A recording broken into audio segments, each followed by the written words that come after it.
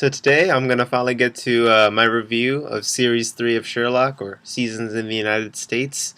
I know it's been a while since my last review, but I figured by this time plenty of people will have the opportunity to have watched Season 3. Spoiler alerts, just keep that in mind. So before I just want to let you know there will be spoiler alerts, so if you haven't seen Series 3 yet, please get on that. It's a great series, like all three of them. But let's just get to it. So this series incorporates three episodes: The Empty Hirsch, Sign of Three, and His Last Vow. And of course, we left off on the cliffhanger of how did Sherlock Holmes survive, so to speak, the Great Fall, the Reichenbacher Fall. So the reveal is a little bit underwhelming, I'd have to say. I was a little bit unimpressed, and part of that is throughout the show, or throughout the first episodes, there are various conspiracy theories shown on screen about what could have happened to Sherlock Holmes, how he could have survived, including some, fan fiction. But, the thing is, the first thing they showed wasn't actually that far off from what actually happened.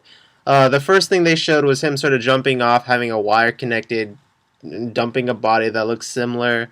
I mean, that's very similar to what actually happened, where he jumps off, lands safely, puts the body that they found, in the morgue, so to speak, and that's that. And like stage this whole thing, Project or Lazarus, plan out these 13 different scenarios. I mean, it was a little cool, but knowing how good the first two seasons were, I was expecting a little bit more from the writers. So hopefully going forward, they're a little bit more impressive with the schemes they come up with. And actually, this series overall, I love this series. I love the show. And the series itself I found very entertaining. But of the three, it's kind of weak. I wouldn't necessarily say it's the worst, but I don't know if it's the best either. I think they probably executed Series 2 the best out of all three of them. Whether or not one is better or three is better, I'm not sure. They're both enjoyable. But knowing they were able to do so much with Series 2, I was a little bit unimpressed, and I have to say that really showed. However, let's focus on some of the good parts. So I really like the anticipation and suspense of episode 1, especially going into what happens to John. Are they going to save him in time? As well as what later is revealed to be Charles Augustus Magnuson, which comes back in episode 3 of the series. So finding out who the villain was and leaving that ambiguous in episode 1, I really like that touch. It was very Sherlock Holmes-esque, and it was played really well. So I like the episode 1. It was fairly well. It was a pretty dry, clear and cut episode. Obviously, Watson reacting to Holmes's existence, that was a bit of a shock. He's angry, sad, all of these things, but ultimately happy. The mustache is pretty interesting, I had to say. He finds Mary, things like this. So overall, episode 1 is pretty solid, pretty typical, Sherlock Holmes first episode. Then we go into Sign of Three, which has to deal with a wedding. I really enjoyed this episode a lot. I think this was probably the most creative flair that we saw in this series. In terms of this season, I think they did a really good job with that, incorporating the Mayfly Man, the execution of Watson's commanding officer, at least someone he worked with in the field. I think they did a very good job with that. Mary's pregnant, all these crazy things going on. But it was a good episode to watch. It was probably just one of my favorites to just go through, and I watched all of these more than once. Pretty solid. And episode 3, His Last Wow. Wow, I have a lot to say on this, so this is probably where the bulk of my review is going to come in. So there's a lot going on. I really, really like Charles Augustus Magnuson. What I didn't like was I didn't want Mary to necessarily get involved. I don't know, it just complicated things from the story arc, and I guess it worked, but what I didn't like was the cop-out when Watson found out it was Mary. Because all of a sudden it turned into his fault. Well, oh, you chose to marry her. You were attracted to the sense of danger. I'm like, oh, he didn't know that she was possibly like the CIA super agent sort of person who killed people all over the world. Fun fact, the file name was Agra, A-G-R-A, which could be a reference to India because Agra is a city in India. Now, they're probably not going to go into it, and obviously the file was destroyed, presumably.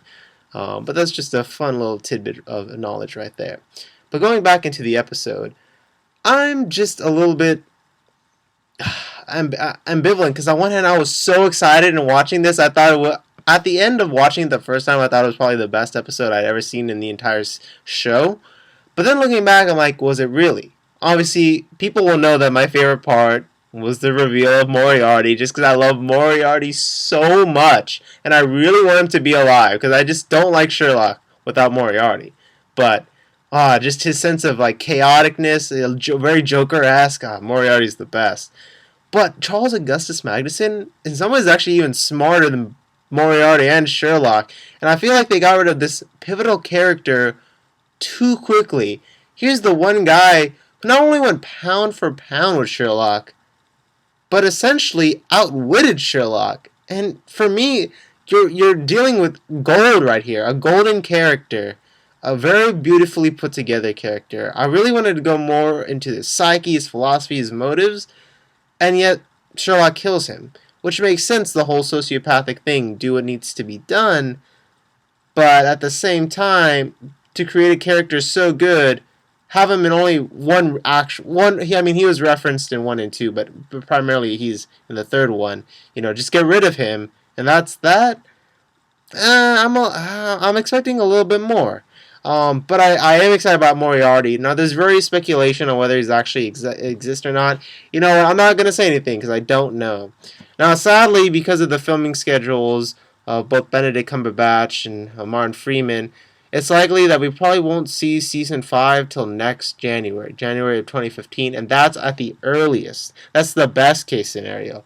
If things go on and things get hectic, we might not even see Sherlock Series 4 till 2016, though I doubt they'll push it any further than that.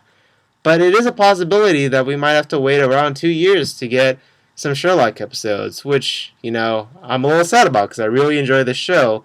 But I hope that when they do get a chance to writing Series 4, they learn from some of the mistakes of Series 3 and go back to the Series 2 style architecture, which I think worked the best for them, and incorporate a little bit of elements of both. One of the things I didn't like they touched upon was, I believe it was called the Waters family or the Walters gang, I forget exactly, but it was briefly mentioned in one of the episodes. It was the beginning of the episode, and it was Lestrade trying to catch these guys, and I guess eventually they're caught or something. I believe it's episode 2 now that I think about it, in Sign of 3, where they mentioned the Waters family. And so Lestrade is catching them, and right before he's like spending months catching them, right before he's gonna nab these guys, Sherlock asks for help, which turns out just to be a wedding thing. That's a arbitrary story, but like that was such an interesting story. Like do something with that. That was fascinating. That would have made an impressive episode. Like how did these guys get off again and again? Maybe have them escape again. Maybe include that in series 4 as one of the maybe filler episodes. Because if you've noticed, Sherlock tends to have one filler episode per season. So I guess you could say Hounds of Baskerville was number 2. I guess Blind Banker maybe for number series 1. I don't know. There wasn't much of a filler in this episode. I guess the Empty Hearse, the first episode, was a little bit of a filler for Series 3. But at the end of the day, I think a very good episode was to be on that case Lestrade was working on at the beginning of Episode 2 of Series 3. The Sign of 3. That's something they could definitely work on. And that's something I want to see more of Sherlock's skills being utilized. More of that classic Sherlock coming out. So those are my general basic reviews of Sherlock Series 3. Basically, good, great, but doesn't live up to quite the same level of caliber that I was expecting given how good Series 2 was, how spectacular that was. So with that being said, I know that some of you may disagree, agree, whatever you have it, whatever it may be. Please comment if you will. I appreciate your time for listening to this, and hopefully Series 4 comes soon. I'm hoping for 2015, but you never know. So thanks so much for listening, and have a great day.